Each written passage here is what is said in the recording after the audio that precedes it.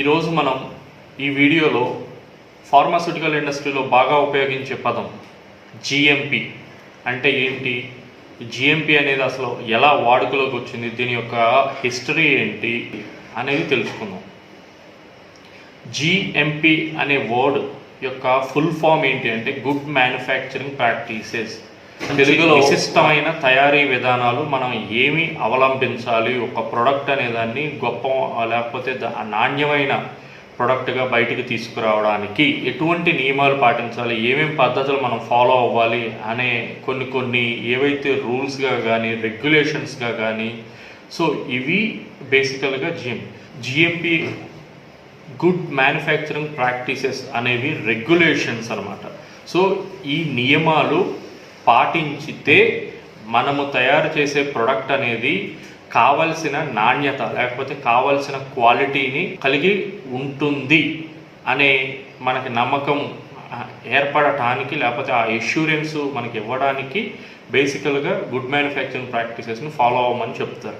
So ఈ good manufacturing practices కూడా like ఇప్పుడు చెప్పాలి అని అంటే ఎవరికి నచ్చినవి వాళ్ళు అవలంబించేస్తే, సో ఏంటంటే ఎవరికి ఇష్టం వచ్చిన వేలో అవి ప్రొడక్ట్ అనేది వాళ్ళకి సంబంధించిన లేకపోతే వాళ్ళకి రిక్వైర్డ్ స్టాండర్డ్స్లో ప్రొడక్ట్ అనేది తయారవుతుంది. అలా కాకుండా యూనిఫామ్గా అక్రాస్ ద గ్లోబ్, సో ప్రపంచమంతా కూడా డిస్ట్రిబ్యూట్ అయ్యే ప్రొడక్ట్ యొక్క స్టాండర్డ్స్ అంతా ఒకటే, క్వాలిటీ అనేది ఒకటే రకంగా ఉండాలి అనే ఉద్దేశంతో కొన్ని రెగ్యులేటరీ ఏజెన్సీస్ కానీ, ఇప్పుడు జనరలైజ్గా యుఎస్ తీసుకుంటే యుఎస్ యొక్క మినిస్ట్రీ అనేది వాళ్ళ కంట్రోల్లో ఉండే డ్రగ్ కంట్రోల్ అథారిటీ ద్వారా కొన్ని గైడ్లైన్స్ అనేవి మనకి వాళ్ళు కొన్ని గైడ్లైన్స్ అనేది నిర్దేశించబడినవి. సో ఆ గైడ్లైన్స్లో వాళ్ళు ఓకే ఈ ప్రోడక్ట్ని ఈ యొక్క నియమాలకు అనుగుణంగా తయారు చేసినప్పుడు ఈ ప్రోడక్ట్ అనేది దానికి కావలసిన క్యారెక్టరిస్టిక్స్ లేకపోతే దానికి కావాల్సిన క్వాలిటీ అట్రిబ్యూట్స్ని కలిగి ఉంటుంది. మెయిన్ యుఎస్ఎఫ్డిఏ కానీ లేకపోతే ఇంకొక ఆర్గనైజేషన్ కానీ ఇంకొక ఏజెన్సీ లైక్ EU కానీ ఎంహెచ్ఆర్ కానీ వాళ్ళు ఆడిట్కి వచ్చేటప్పుడు ఫస్ట్ స్టిక్ అయ్యే బేసిక్ పాయింట్ ఏంటంటే వీళ్ళు మా కంట్రీ యొక్క ఏదైతే మేము కొన్ని విధి విధానాలని ఆ డిసిప్లిన్స్ని వీళ్ళు ఫాలో అవుతున్నారా లేదా, సో ఆ యొక్క రిక్వైర్మెంట్స్ని మీట్ అయితేనే, సో వాళ్ళ యొక్క రిక్వైర్మెంట్స్ని మీట్ అవుతుంటే ప్రతి ఒక్క ఆస్పెక్ట్లో వాళ్ళకి ఆ ఎష్యూరెన్స్ అనేది ఉంటుంది. ఓకే మనం తయారు చేసే ప్రోడక్ట్ వాళ్ళ యొక్క స్టాండర్డ్స్ ప్రకారం మనం తయారు చేస్తున్నాం అని.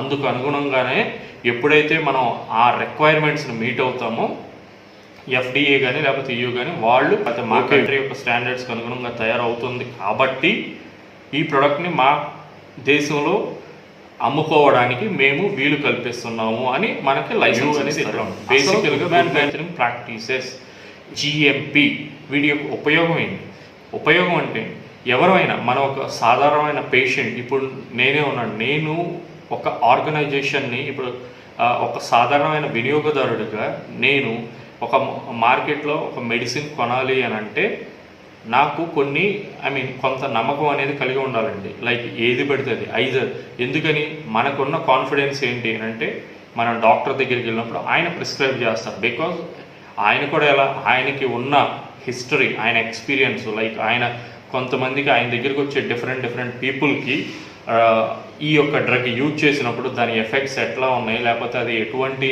ఫార్మకలాజికల్ యాక్షన్ చూపిస్తుంది, ఆయనకి క్యూర్ చేయడానికి కావాల్సిన విధంగా రిక్వైర్మెంట్స్ అని మీట్ అవుతున్నాయా, ఎటువంటి సైడ్ ఎఫెక్ట్స్ లేవా, ఇట్లాంటి హిస్టరీ అనేది ఆయన ఎవాల్యుయేట్ చేసుకుని మనము ఆయన అప్రోచ్ అయినప్పుడు ఆయన మనకు రికమెండ్ చేస్తాడు.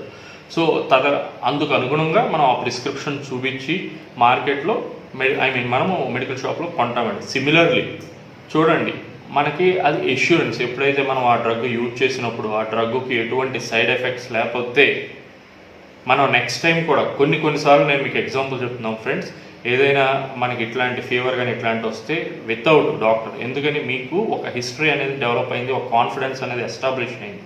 సో అదే కంపెనీ నుంచి లైక్ మీరు సేమ్ మెడిసిన్ తీసుకోవడం ఇట్లా జరుగుతుంది.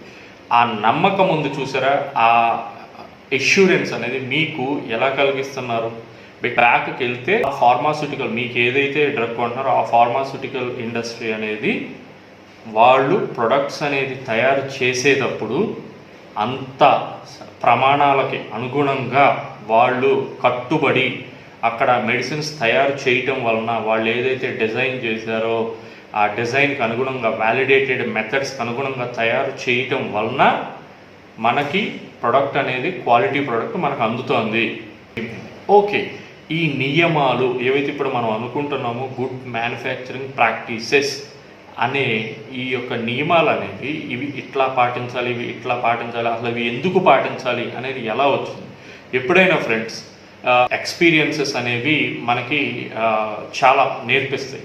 సిమిలర్లీ ఈ పరిణామక్రమం మనం చూసుకుంటే 1900 ఈ శతాబ్దం స్టార్టింగ్ నుంచి కూడా మన పేషెంట్స్లో కొన్ని డ్రగ్స్ అనే మార్కెట్లో ఉన్న డ్రగ్స్ కలిగించిన కొన్ని విపరీతమైన ఇబ్బందులు లేకపోతే కొన్ని విపరీతమైన పరిణామాల దృష్ట్యా నేర్చుకున్న గుణపాఠాలే మనకి గుడ్ మ్యానుఫ్యాక్చరింగ్ ప్రాక్టీసెస్గా లేకపోతే ఒక ఆర్గనైజేషన్ వీటిని కంట్రోల్ చేయడానికి ఈ ప్రొడక్ట్స్ని మార్కెట్లోకి లేకపోతే పేషెంట్కి రిలీజ్ అయ్యే ముందు కంట్రోల్ చేయడానికి కొన్ని ఆర్గనైజేషన్లు కావాలి, ఒక ప్రత్యేకమైన సంస్థ కావాలి అని అట్లాంటి వాటిల్ని డెవలప్ చేయడం కానీ జరిగింది. ఇప్పుడండి 1937లో టెన్నెస్సీ అనే యుఎస్ఏకి సంబంధించిన టెన్నెస్సీ అనే ఒక ఆర్గనైజేషన్ ఎలిక్జర్ సల్ఫానిలమైడ్ అనే ఒక ఇది కఫ్ సిరప్గా వాడతారు, అట్లాగే యాంటీబయాటిక్గా కూడా వర్కౌట్ అవుతుంది. ఆ రోజుల్లో బాగా ఎక్కువ యూసేజ్లో ఉన్న one of the major drug.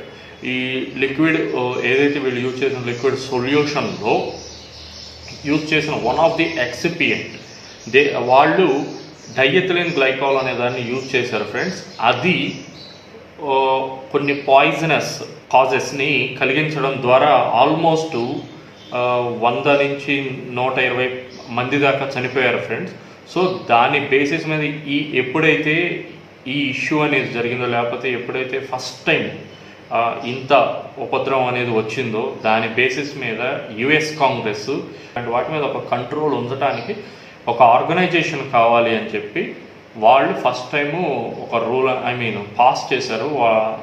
దానికి అనుగుణంగా ఏర్పాటు కాబడిన సంస్థే US Food Drug and Administration Control, USFDA అని మనం పిలుస్తాం ఇప్పటికీ. అలాగే తర్వాత మళ్ళీ 1941లో తీసుకుంటే సల్ఫాథయాజోల్ డిజాస్టర్ అంటారు ఫ్రెండ్స్ దీన్ని.